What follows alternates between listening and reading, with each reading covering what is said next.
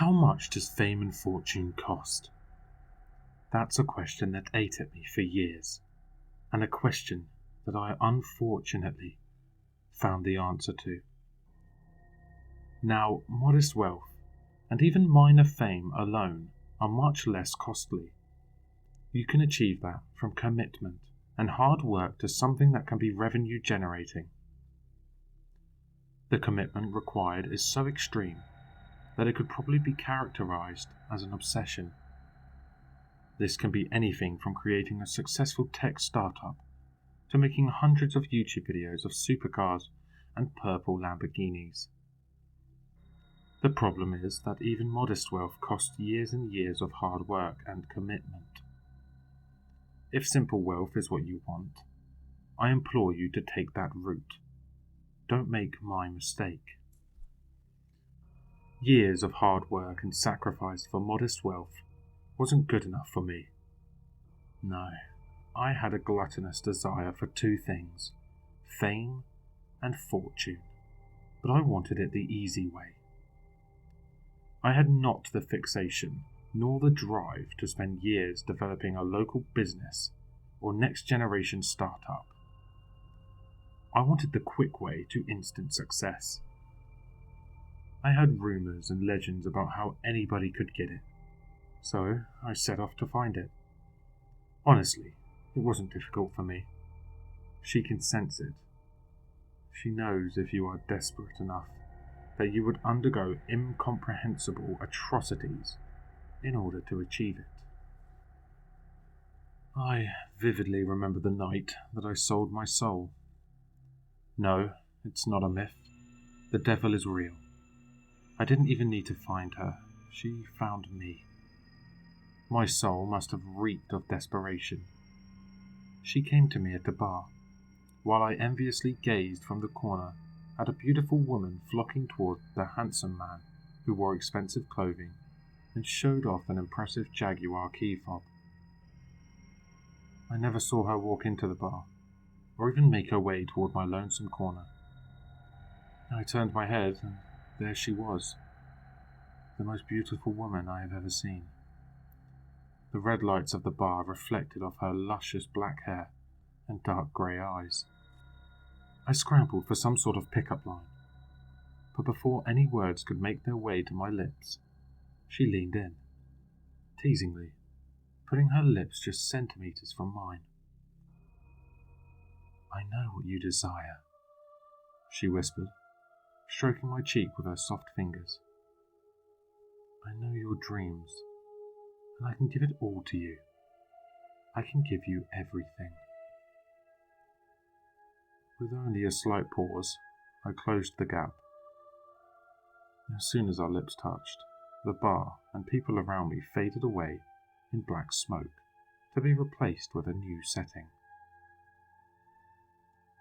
I found myself sitting in a dark movie theatre. The dark red seats were empty, other than myself and the beautiful woman was sitting next to me. I pulled away from the woman, scared and confused at what had just happened to me. I thought that maybe someone had spiked my beer with some sort of hallucinogenic drug. "Sit down and watch," the beautiful woman said. The lights dimmed, and the screen came to life. As the woman had told me to do, I sat down and watched. On the big screen played videos of me, but a very different me. Instead of staring at a broken TV in my studio apartment, I was living my wildest dreams. I was beautiful, I was rich, and I was famous. The video showed me driving cars far more expensive than the average house, living in an expensive mansion and walking down the red carpet with two beautiful models by my side. People screamed in joy as I walked down the aisle, shoving papers towards me, begging for an autograph. The video cut off and changed entirely. Now, it showed the real, unkempt me, living my disparaging life. The video showed me getting rejected by every girl I had the guts to approach. I saw myself with slumped shoulders, waiting tables for snobs that I hated, and taking long draws from my metal flask in a trashy bathroom. Finally, it showed me utterly alone in my ugly apartment, the only social interactions coming from the cheap prostitutes that I could barely afford. I started crying pathetically in that theatre, watching the ugly truth of my life filled with self-destructive thoughts and behaviour. I looked over at the beautiful woman, who stared at me intently, seemingly enjoying my despair. "Who are you?" I asked, after brushing away my tears in embarrassment. "Oh, but you already know who I am, and you already know what I can do for you," she responded with a cold smile. She was right. We both knew who she was. She was the devil herself. Before this moment, I wasn't sure if she was real, but I desperately wanted the opportunity to make my deal. She had found me. She didn't even have to ask. We both knew that I would do anything to live that reality. The movie theatre disappeared in another wave of black smoke, and I now sat in a black room with multiple video cameras pointed to the centre of the room. With very few words, she explained to me what I would have to do in order to obtain the reality of fame and fortune that I so desperately craved. The reality that she promised she could give me. I accepted her offer with haste, without even thinking it over. What I did next was the most heinous and awful thing that any human could ever do. My actions were so terrible that I will not speak of it, ever. I can't explain the shame I feel every day knowing what I did and who I selfishly hurt.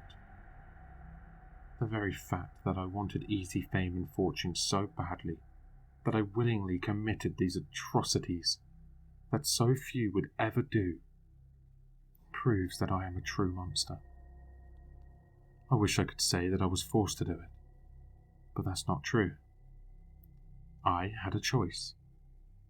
I could have walked away right there and gone back to my meagre life with a new resolution to work hard for my success. I should have chosen that course of action, but I didn't. Instead, I used my last moment of free will to do those horrible things for my promised fame and fortune. She watched every last moment with a smile on her face. After I was done, she placed a large piece of brown parchment on a small black table. It was the contract. Next to the contract lay a black knife. I should have read the contract, but I didn't. As directed, I eagerly sliced my hand and let my blood pour onto the contract. The deal was done, and the sale was complete. The devil rolled up the contract with a smile on her face, and again the scene faded away into black mist. I awoke the next morning thinking that I simply had a vivid and wild dream. With a disappointed sigh, I got out of bed and walked to my bathroom.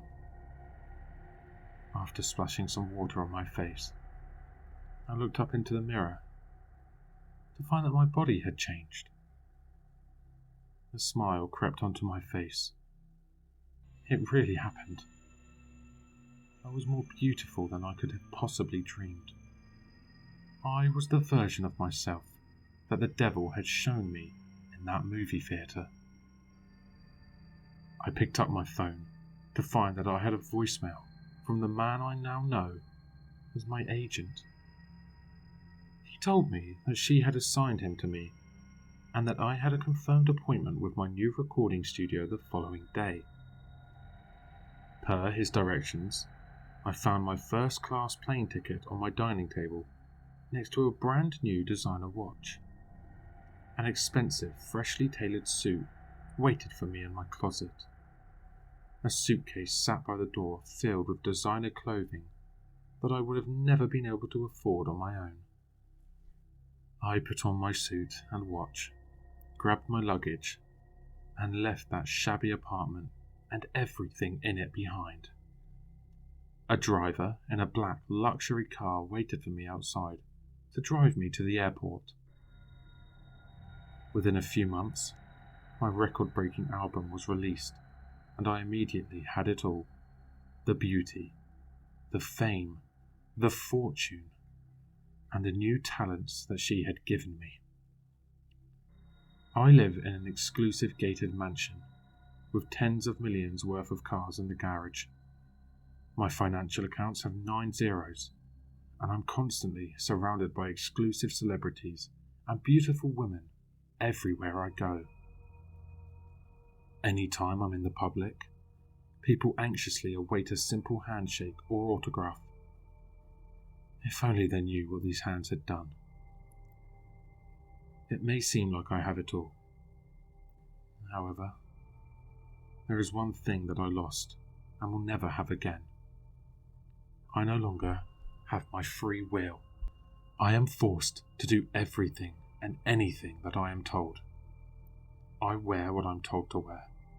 I sing what I'm told to sing. I say what I'm told to say.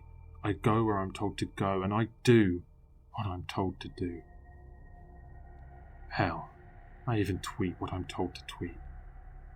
Like so many before me, I am just the devil's puppet of influence. The worst part is, these horrible actions that I did weren't a one-time thing. As I said, I should have read the contract.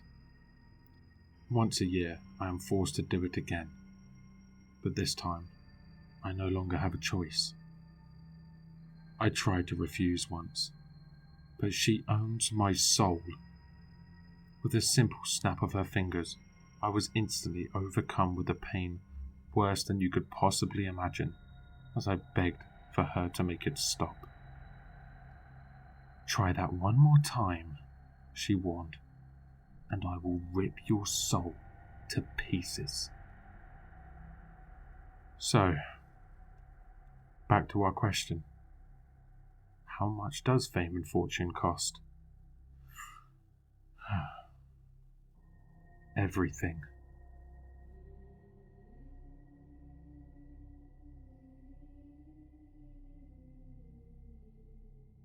Hello listeners, if you enjoyed this story, please check out the author in the description.